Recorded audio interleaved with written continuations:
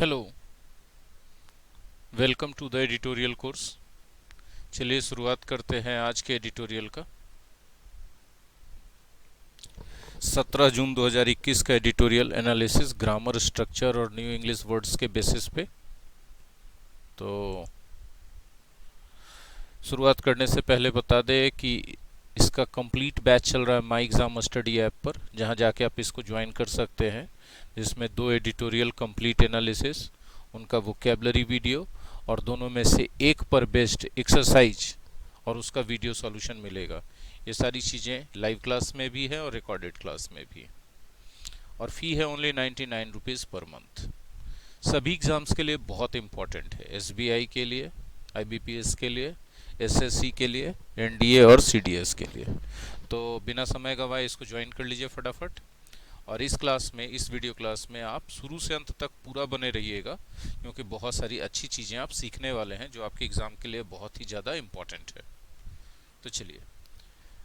9 years after two Italian marines shot dead two fishermen of Kerala under the belief that they were pirates, the criminal proceedings against them are said to be formally closed. 9 साल हो गए कि 2 Italian marines थे, इन्होंने 2 मछुआरों को मार दिया केरला के तट से दूर। क्यों मार दिया? Under the belief that they were pirates. उनको ये लग रहा था कि ये दोनों के दोनों डाकू हैं, समुद्री डाकू है। ठीक है। तो उस मामले का जो क्रिमिनल प्रोसीडिंग्स था, जो आपराधिक कार्रवाई चल रहा था अदालत में उन जहाज़ों के खिलाफ, वो अब फॉर्मली क्लोज होने पर है। मतलब उसका तैयारी हो चुका है कि अब उस मामले को क्लोज कर दिया जाएगा। ठीक है। The supreme court of India has ordered, supreme court, Bharat के सुप्रीम कोर्ट ने आदेश दिया है कि that criminal trial against them be stopped, कि उनके खिलाफ जो क्रिमिनल ट्रायल चल रहा है जहाज़ों के खिलाफ, दोनों इटालियन जहाज़ों के खिलाफ जो कानूनी मुकदमा चल रहा है, उसको समाप्त कर दिया जाना चाहिए। After Italy deposited compensation of ₹10 crore. मतलब इटली ने 10 करोड़ रुपए कॉम्पेंसेशन के तौर पे दे दिए हैं। तो सुप्रीम कोर्ट ने कहा कि भैया आप जब क्षतिपूर्ति दे ही दिया तो उसको बंद करो मुकदमा को। ठीक है। डिपॉजिट का मतलब होता है जमा करना, सबमिट मतलब भी जमा करना। कोई डॉक्यूमेंट्स किसी अथॉरिटी के पास जाके जमा करते हैं तो सबमिट करते हैं, जबकि पैसा कहीं पे जमा कराते हैं तो डिपॉजिट करते हैं। ठीक है। The United Nations tribunal, tribunal मतलब कोर्ट है ना, मंच, जहां पर किसी मुकदमे या किसी मामले का सुनवाई हो, फैसला हो, उसको ट्रिब्यूनल या कोर्ट कहते हैं। तो United Nations tribunal had also ruled, United nation के ट्रिब्यूनल ने यह फैसला दिया है कि इंडियन फिशिंग बोट, जिसका नाम सेंट एंटनी था, एंड द विक्टिम्स, जो दोनों मछुआरे मारे गए, वेर एंटाइटल्ड टू कॉम्पेंसेशन, उनको पूरा हक था कि वो क्षतिपूर्ति ले। ठीक है। एंटाइटल्ड टू समथिंग का मतलब उस चीज का अधिकार है उनके पास। जैसे every child is entitled to education, मतलब हर बच्चे को शिक्षा का अधिकार है। ठीक है। क्यों? क्योंकि Enrica Lexie, the Italian vessel, vessel का मतलब होता है जहाज, had violated the boats right. Enrica Lexie, जो कि इटालियन जहाज था, उसने उस बोट के अधिकार का हनन किया था। कौन सा अधिकार? तो right of navigation under the law of the sea, मतलब समुद्र में कहीं भी घूमने का जो अधिकार होता है कि कहाँ तक घूम सकता है कोई जहाज या कोई नाव, कोई बोट, कोई वेसल कहाँ कहाँ तक जा सकता है, कितने गहराई तक, कितने समुद्र में दूर तक जा सकता है। तो लॉ ऑफ द सी का जो के द्वारा जो राइट दिया गया है बोट को कि आप यहाँ तक नेविगेशन कर सकते हैं, उस राइट का वायलेशन किसने किया था? इटालियन वेसल यानी जहाज ने किया था, जिसका नाम एनरिका लेग्जी था। तो चूंकि उस जहाज ने, इटालियन जहाज ने उल्लंघन किया था किसी के अधिकार का, तो जिसके अधिकार का उल्लंघन हुआ था, अतिक्रमण हुआ था, उसको तो क्षतिपूर्ति मिलनी चाहिए ना। ऐसा यूनाइटेड नेशंस के कोर्ट ने कहा। The two marines are likely to face trial in Italy, संभावना है कि उन दोनों जहाजों पर इटली में मुकदमा चलाया जाए। बट लाइकली 2+V1, इस स्ट्रक्चर को देख, लाइकली 2+V1 मतलब उस चीज होने की संभावना। It is likely to rain today, आज वर्षा होने की संभावना है। But as far as India is concerned, लेकिन जहां तक भारत का सवाल है, as far as India is concerned, जहां तक भारत का सवाल है, the monetary compensation may have to be treated as the only available form of closure for the moment. लेकिन अभी के लिए भारत को ये जो आर्थिक कॉम्पेंसेशन मिल गया, मॉनेटरी कॉम्पेंसेशन मिल गया, इसी पर संतोष करना पड़ सकता है, इसी पर मामले को रफा दफा करना पड़ सकता है, खत्म करना पड़ सकता है। ठीक है। Given the legal tangles over jurisdiction, jurisdiction का मतलब होता है क्षेत्राधिकार, कि मतलब कोई काम का लिमिटेशन, उसका एरिया कहाँ तक होना चाहिए। जैसे ये जो मुकदमा चल रहा है तो ये कहाँ चलना चाहिए, इटली में कि भारत में। इस मामले के ऊपर जो लीगल टैंगल्स हैं, जो कानूनी उलझने हैं, और द लॉफुलनेस ऑफ देयर अरेस्ट, कि उनको अरेस्ट करना, मतलब उन जहाज़ों को और जहाज़ के कैप्टन्स को अरेस्ट करना कितना कानूनी रूप से जायज़ है, and the location of their trial, और उनके मुकदमे का जगह क्या होगा, भारत की Italy, as well as the provisions of law under which they should be tried, और साथ ही साथ किस कानून के अंतर्गत या किस कानून के तहत उन पर मुकदमा चलाया जाना चाहिए, और legal accountability through a criminal trial, और आपराधिक मुकदमे के द्वारा कानूनी जिम्मेवारी का निर्धारण करना, ये had been rendered extremely difficult, और ये सब बातें बहुत मुश्किल हो चुकी हैं, काफ़ी उलझन भरी हो चुकी हैं। ठीक है। The legal heirs of the two victims are likely to get ₹4 crore each, and the owner of the fishing vessel ₹2 crore. ठीक है, 10 करोड़ जो मिला है इटली से, वो पैसा कहाँ जाएगा, तो 4-4 करोड़ रुपया मिलेगा किसको, वो जो मछुआरे थे उसके कानूनी उत्तराधिकारी को, जो बेटा हो या पत्नी हो या जो भी उसका कानूनी उत्तराधिकारी है उसको मिलेगा, और 2 करोड़ रुपया जाएगा जो फिशिंग बोट था जो डैमेज हो गया, ठीक है, तो उसके मालिक को मिल जाएगा 2 करोड़ रुपया। इन हिंड साइड, दूसरी तरफ, मतलब अगर ऐसा नहीं होता तो diplomatic turbulence the incident set of मतलब शुरुआत करना, स्टार्ट, इस घटना से जो डिप्लोमेटिक टर्बुलेंस हुआ, मतलब इटली और भारत के बीच तथा दूसरे यूरोपीय राष्ट्रों और भारत के बीच जो कूटनीतिक अस्थिरता आ गई, टर्बुलेंस का मतलब होता है अस्थिरता आ गई। ठीक है, शुरुआती दिनों में, अब तो सब कुछ निपट गया है। जब ये मामला शुरू हुआ था उस समय यूरोप और भारत के बीच थोड़ा खटास आ गया था, यूरोपीय सभी देशों और भारत के बीच खटास आ गया था, इटली और भारत के संबंधों में तनाव हो गया था, कूटनीतिक संबंधों में।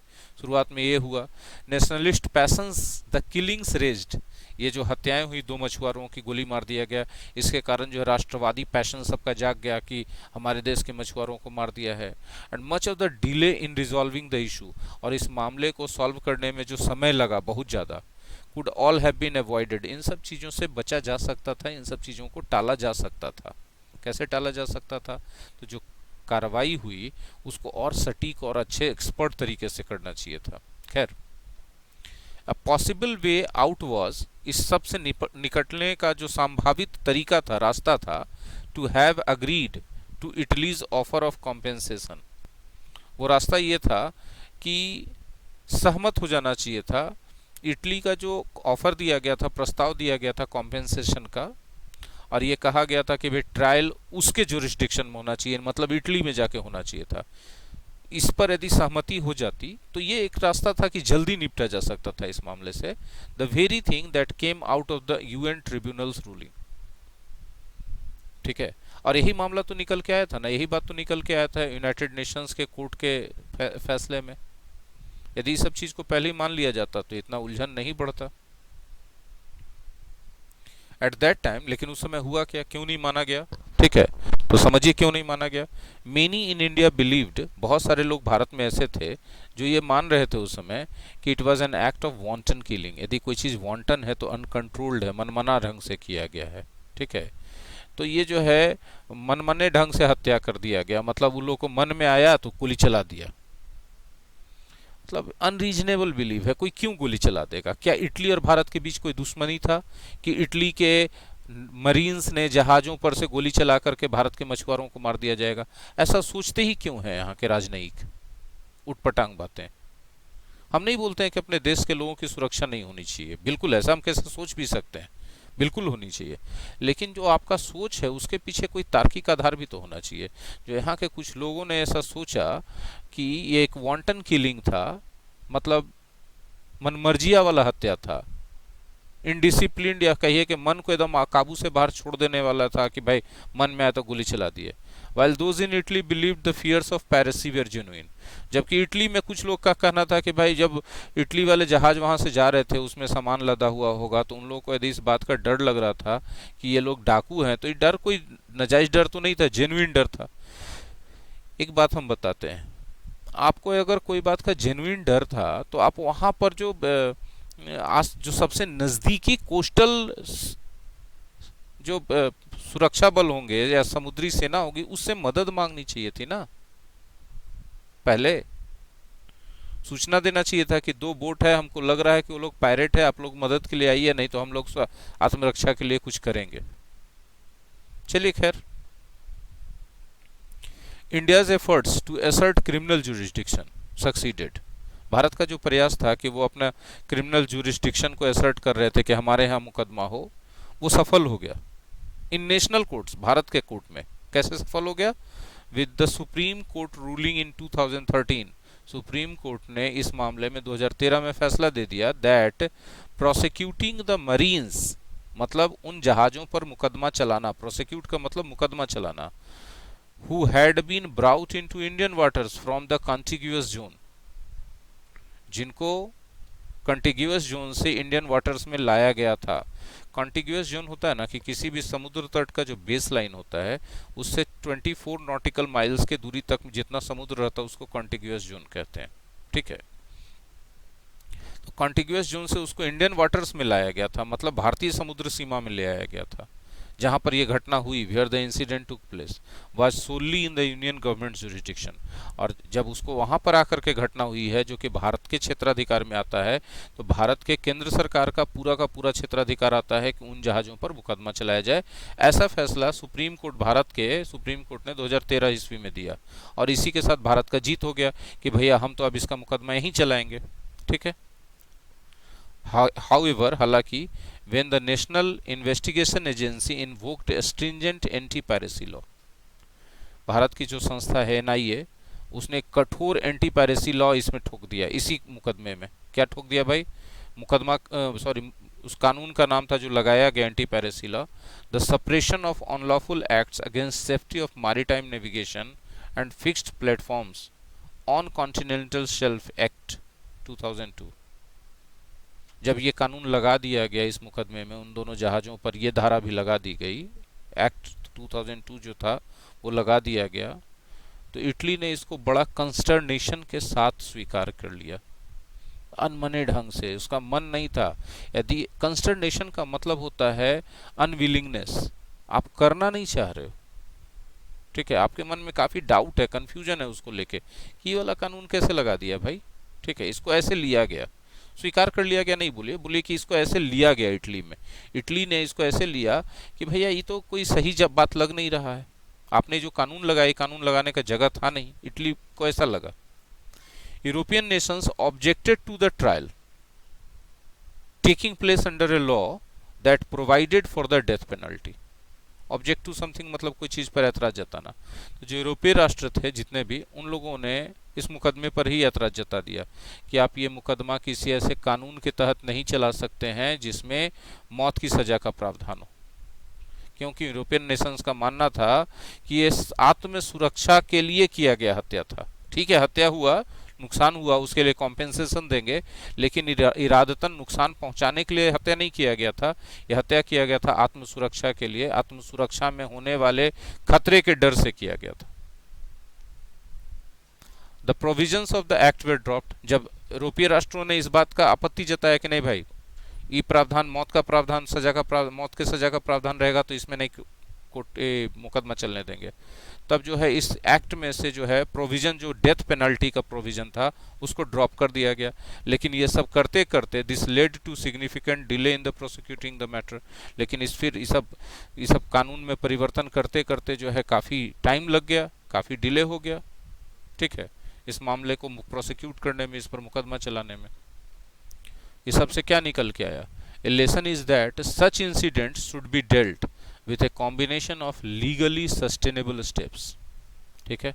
तो इससे सबक निकल के आया कि ऐसे घटनाओं को डील करने का बेस्ट तरीका क्या होगा कि लीगली सस्टेनेबल स्टेप उठाइए, ऐसा स्टेप उठाइए, ऐसा कदम लीजिए जो कानूनी रूप से सर्वमान्य हो, and diplomatic efforts to find early resolution. और साथ ही साथ कूटनीतिक रूप से भी चीज़ों को इन्वॉल्व कीजिए, कूटनीतिक मामले पर भी चीज़ों को इन्वॉल्व कीजिए, ताकि जल्दी से जल्दी ऐसे मुकदमों का रिजोल्यूशन हो सके, समाधान हो सके।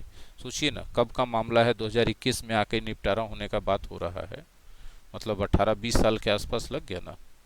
नया बैच का इन्फॉर्मेशन आप देख सकते हैं, 99 rupees per month only my exam study app पर। मिलेगा क्या क्या? तो भाई साहब मिलेगा 2 एडिटोरियल का कंप्लीट एनालिसिस उनके वोकेबलरी वीडियोस के साथ, और दोनों में से एक एडिटोरियल पर बेस्ड इंग्लिश का सेट जो लेटेस्ट पैटर्न के अकॉर्डिंग होगा। बहुत चीज़ें मिल रही हैं नाम मात्र के फी पर, आपको जरूर ज्वाइन करना चाहिए।